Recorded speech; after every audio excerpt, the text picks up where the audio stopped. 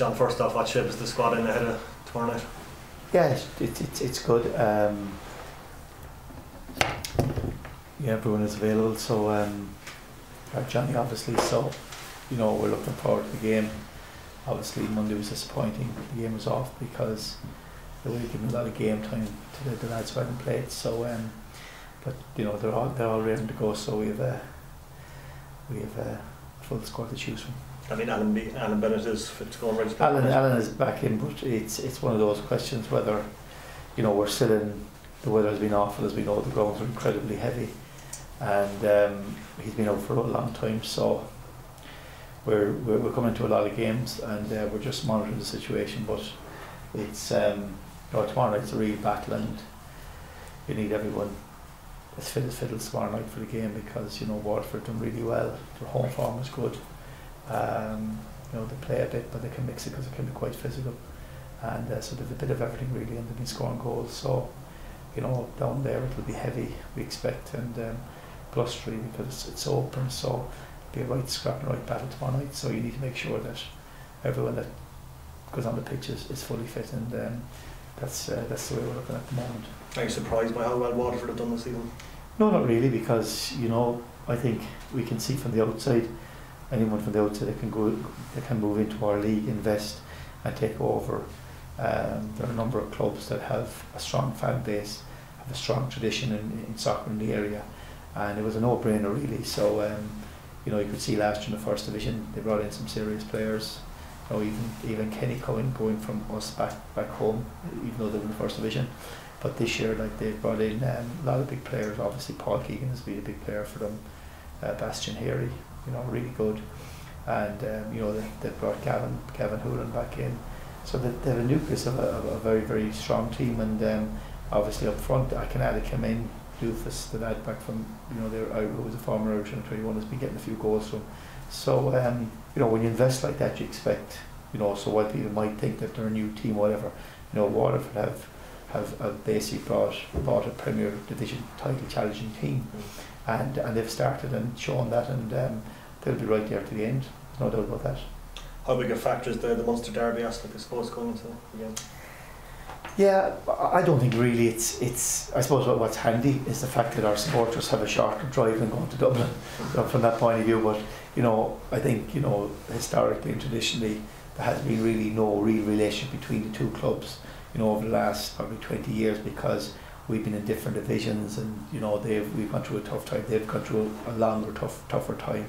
So maybe that might build up over the next few years, but from that point of view, we have probably built up tougher and better relationships, or closer relationships with other teams around. So but at the same time, as I keep saying, Waterford came in, there'll be 4,000 people, it'll be a cracking atmosphere.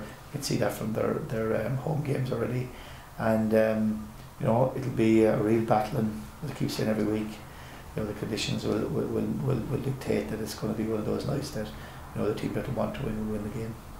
John, when a game is called off like Mondays does it affect your schedule for the week at all? Well, it does affect your week, because obviously we travelled to Waterford Monday. We were there for the match. The game was called off, so then that was a write-off of the day, whereas obviously if we hadn't travelled, we would have trained as normal. So and then obviously the day before the game on Sunday you're doing a lighter session, so from that point of view. But that's just part and parcel of it. At the end of the day the game is off, and you just can't do anything about it, and you could come back on Tuesday and you refocus for this game Friday, and that's what we've done. And are you expecting a similar kind of game to the one at the Cross in February? Waterford sitting in, kind of trying to frustrate you and then hit you in the break? Well, I think it might be different because they're at home, and the fact that it will be a full house, and they can see that they beat us tomorrow night to go top of the table. So there's lots of incentives from their point of view. So I would imagine it would be a more open game, but at the same time,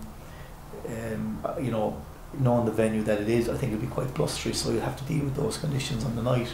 But I would imagine, being the home team, that I think they will come out and see the opportunity that if they win, they go top of the table. And is that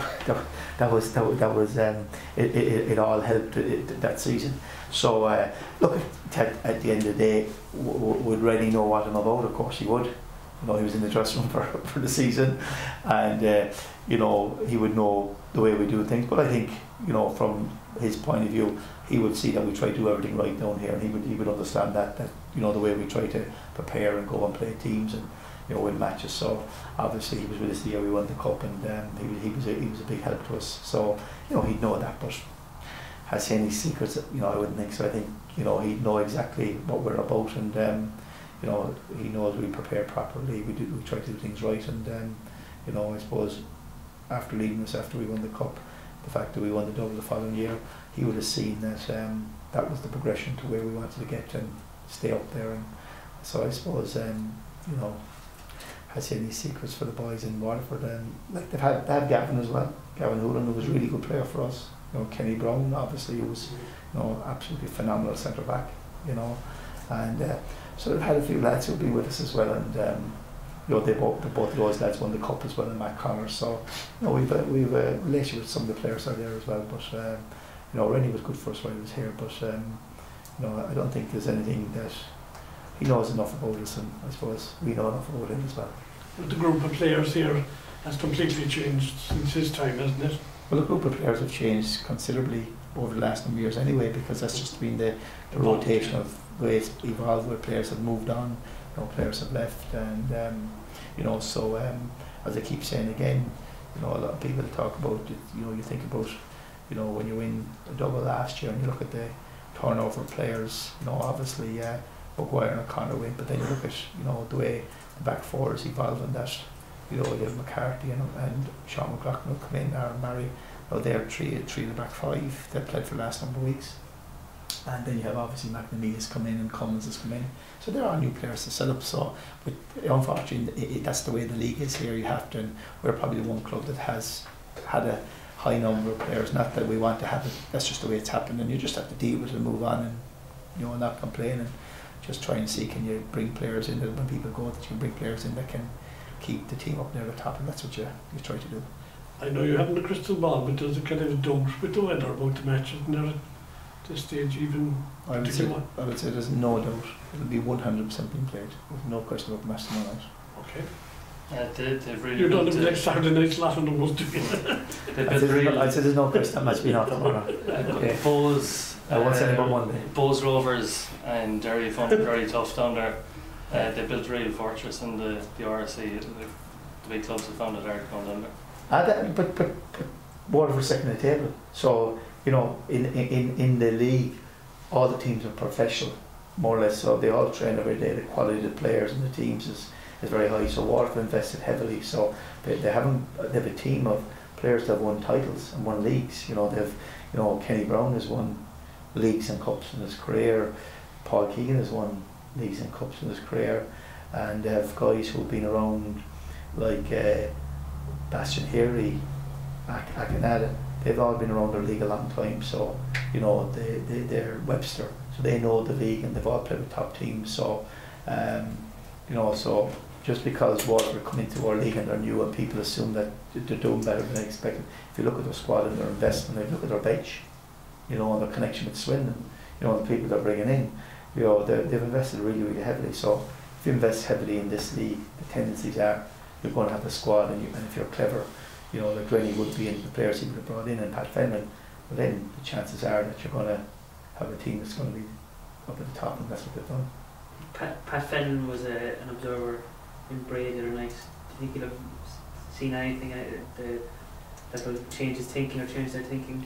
Well, Pat obviously is doing this, and Pat, while he's playing a silent role at the moment, I have no doubt Pat's having a huge input in Waterford, and he's trawling all the teams, seeing what's going on and different players, and he's been instrumental in the success of Waterford. And while Rennie's the manager, Pat's been sort of like the director of football, and he's been the guy who's brought lots of these players into the club. He does lots of the negotiations as well. So don't think Pat's sitting in the background doing nothing, having cups of tea. He's working very hard to make sure to keep Waterford at the top, and But to be fair to Pat, like obviously he's been a very, very successful manager, so would he have seen anything in this last week? I suppose he's looking at probably some of the new players we brought in that maybe they mightn't have been as familiar with as before, so you know, we'd have to wait and see. But from my own point of view, it's you know, we've seen them as well quite a few times, and it's working on where we feel we can cause them trouble, but at the same time we know where areas that are very dangerous and strong, and we have to prepare and make sure we can deal with those situations.